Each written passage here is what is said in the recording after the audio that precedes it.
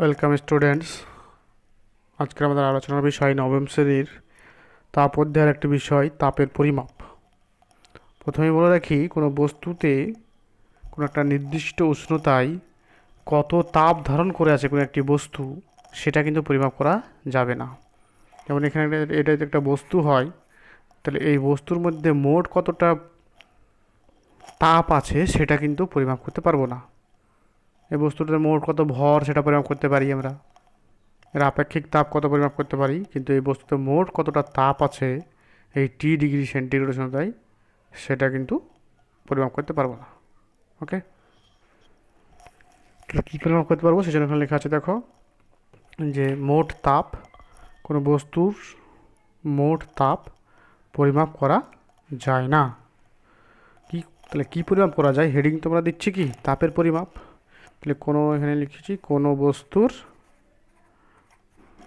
মোট তাপ, মানে কোনো বস্তু মোট কতটা তাপ ধারণ করে আছে সেটি কিন্তু পরিমাপ করা যায় না। তাহলে কী পরিমাপ করতে পারি, কোনো বস্তু কতটা তাপ গ্রহণ করলো বা কতটা তাপ বর্জন করলো সেটা পরিমাপ করতে পারি, এটা কিন্তু পরিমাপ করতে পারি। ওকে, মানে বস্তু দ্বারা গৃহীত বা বর্জিত তাপ পরিমাপ করতে পারি। কীরকম, দেখো এ একটা বস্তু।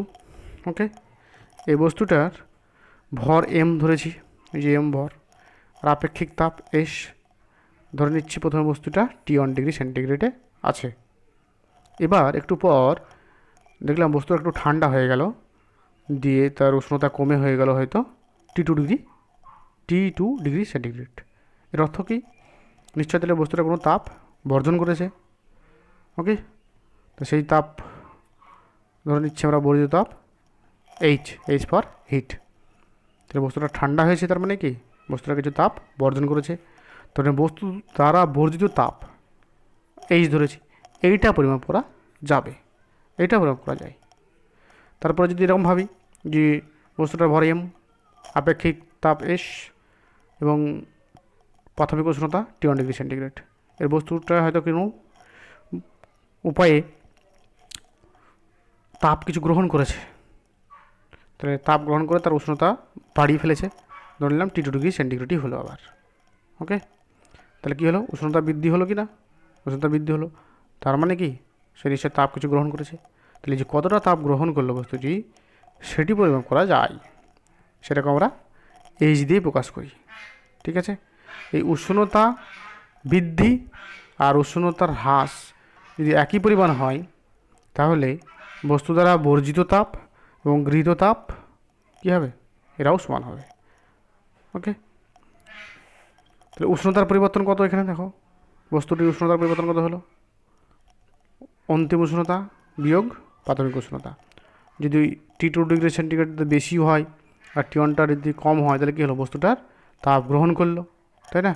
আর যদি বস্তুটির T2°C উষ্ণতা যদি কম হয় আর T1টা যদি বেশি হয়, তাহলে বস্তুটা কী হলো, তাপ বর্জন করলো, আর T2টা বেশি হলে তাপ গ্রহণ করলো, তাই না।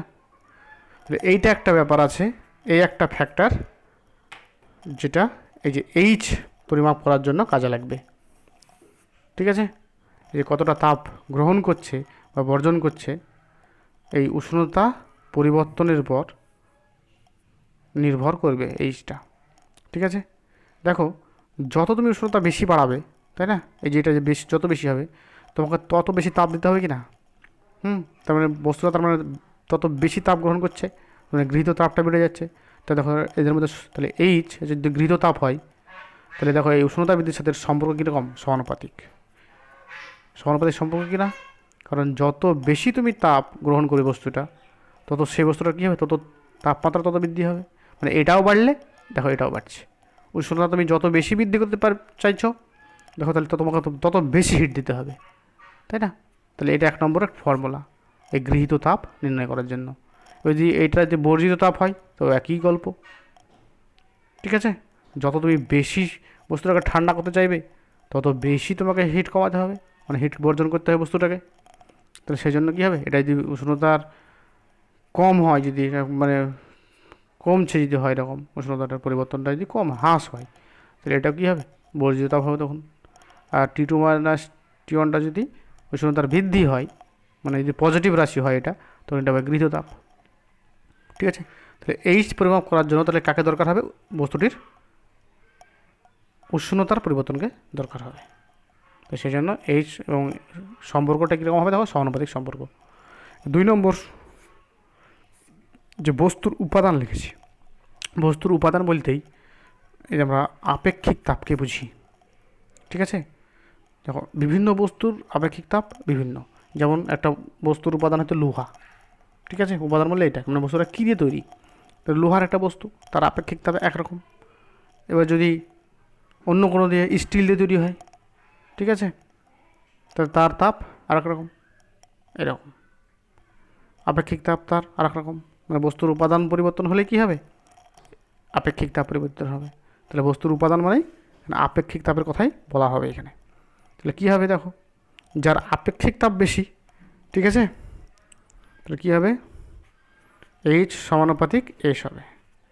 মানে যার আপেক্ষিক তাপ বেশি হবে সে তাপও বেশি গ্রহণ করবে। দেখা গেল হয়তো একটা এই বস্তুটার দুটো বস্তু আছে, একটা বস্তু আর এই একটা বস্তু, এটার আপেক্ষিক তাপ S2, এটা আপেক্ষিক তাপ S1। দেখা গেলো দুজনেরই একই পরিমাণ উষ্ণতা বৃদ্ধি করব, এরও 1 ডিগ্রি সেন্টিগ্রেড বৃদ্ধি করব, এরও উষ্ণতা বৃদ্ধি করব 1 ডিগ্রি সেন্টিগ্রেড। ওকে, এরও ভর এম, এরও ভর এম। ওকে, তাহলে দেখো যার আপেক্ষিক তাপ বেশি হবে, মানে S1টা যার বেশি হবে, যদি S1 গ্রেটার দ্যান S2 যদি হয়, তো দেখো বস্তুটার ভর একই পরিমাণে উষ্ণতা বাড়াবে তুমি। ঠিক আছে, তাহলে এই যে S1 আপেক্ষিক তাপওয়ালা বস্তুটির কে বেশি পরিমাণ তাপ দিতে হবে এর 1 ডিগ্রি সেন্টিগ্রেড উষ্ণতা বৃদ্ধি করতে গেলে। রেখে কম তাপ দিলেই এর উষ্ণতা 1 ডিগ্রি সেন্টিগ্রেড বৃদ্ধি হয়ে যাবে। ঠিক আছে, মানে যার আপেক্ষিক তাপ বেশি তার 1 ডিগ্রি সেন্টিগ্রেড উষ্ণতা বৃদ্ধি করতেও তাকে তাপ বেশি দিতে হবে।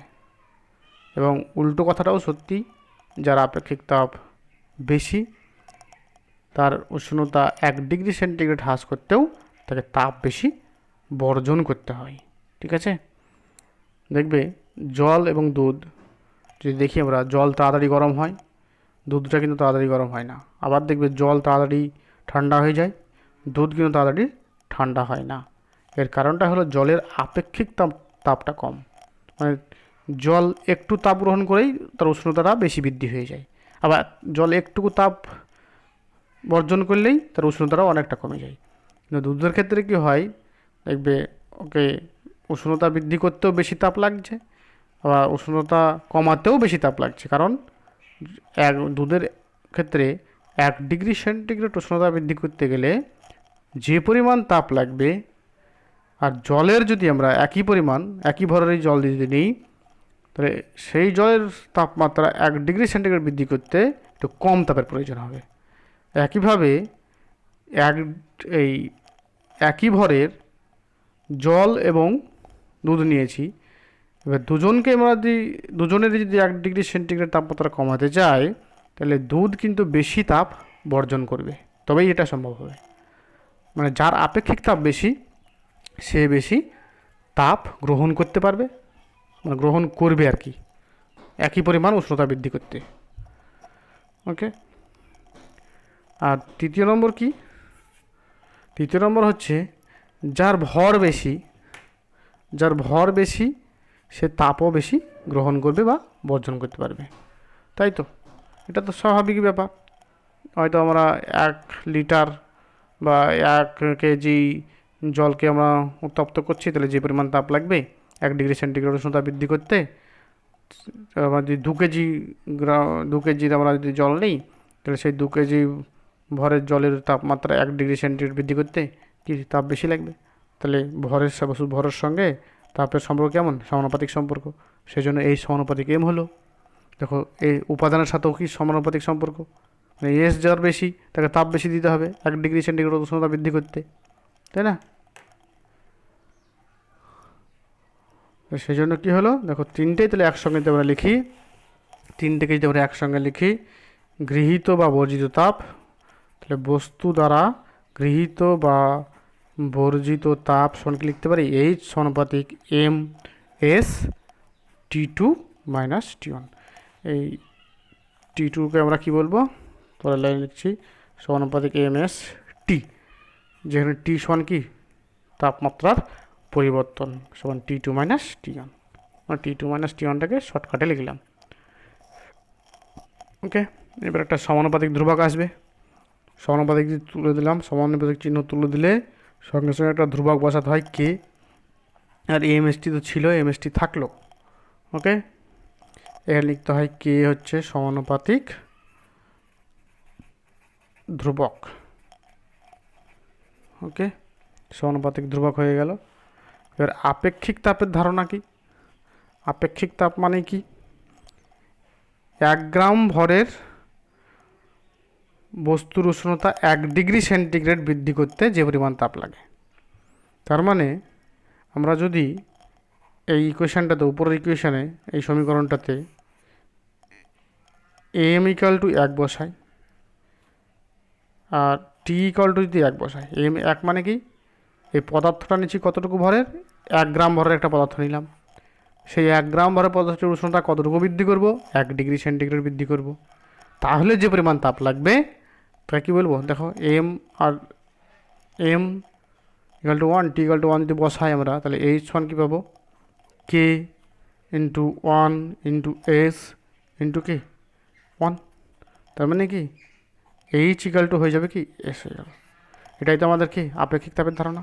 দেখো 1 গ্রাম ভরের, এইভাবে সংজ্ঞা ছিল আপেক্ষিক তাপের, 1 গ্রাম ভরের উষ্ণতা 1 ডিগ্রি সেন্টিগ্রেড বৃদ্ধি করতে যে পরিমাণ তাপ লাগে, যে সেটাই কি এস।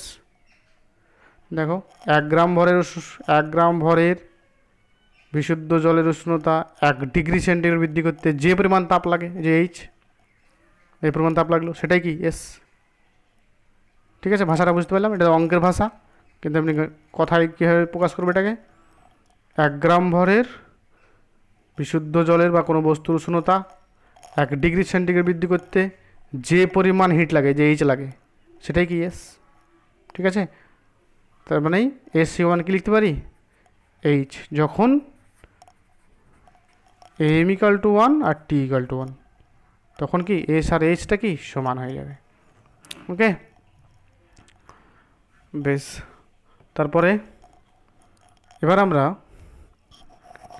এই ইকুয়েশানটাতেই এবার যদি এই কথাটা লিখে দিই, বসিয়ে দিই এই ইকুয়েশানটাতে, কিন্তু এই যে 1 নম্বর ইকুয়েশান বসাও, এসের জায়গায় এইচের জায়গায় কী হবে, এই যে এইচের জায়গায় কী বসাবো, এস, কারণ আমরা পেলামই তো। ঠিক আছে, এস বসিয়ে দিলাম, কে থাকলো এখানে, কিন্তু এইচ সমান এস কখন বসাতে পারি, এই যে এইচের জায়গায় বসেছি কত, এইচের জায়গায় বসেছি এস, কখন, যখন দেখো M equal to 1 T equal to 1, তাহলে এম এর জায়গায় কত বসাবো এখানে 1, এস এস থাকলো, আর টি 1, মানে এম 1 আর টি 1 হবে যখন, তখন এইচ সমান কী হবে এস, মানে এইচের জায়গায় বসাবে কি এস। এই হলো এইচের জায়গায় কী বসালাম এস, এই যে এইচের জায়গায় দেখো এস বসলো কি, তাহলে যখন এম আর টি 1, তাহলে ধরো এম, সেই জন্য এম এর ভ্যালু বসালাম 1, টি এর ভ্যালু বসালাম 1। ওকে, তাহলে কে সমান কত দাঁড়াচ্ছে দেখো, এই যে এস এস কেটে গেল 1। ওকে, তাহলে এবার আবার দেখো 1 নম্বর সমীকরণ থেকে, তাহলে 1 নম্বর সমীকরণটি হবে কি হবে, দেখো এইচ সমান কী হবে, কে এর মান 1 বসিয়ে দাও, এম এস টি। এটাই হলো কি, কোনো বস্তুর উষ্ণতা যদি টি ডিগ্রি সেন্টিগ্রেড বৃদ্ধি করা হয়, মানে একটা বস্তুর ভর হয়তো এম, এই যে এম ভরের একটা বস্তু, এর আপেক্ষিক তাপ এস, এর আপেক্ষিক তাপ এস, এর উষ্ণতা বৃদ্ধি কত টি, টি সমান কি T2 মাইনাস T1।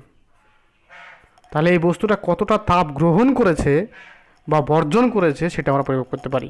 যেমন এইচ সমান কী হবে, এম মানে পদার্থটির ভর, পদার্থের আপেক্ষিক তাপ কিন্তু পদার্থটির উষ্ণতা বৃদ্ধি বা হ্রাস। থ্যাংক ইউ, আজকে এই পর্যন্তই। ভালো করে পড়াশোনা করতে থাকো।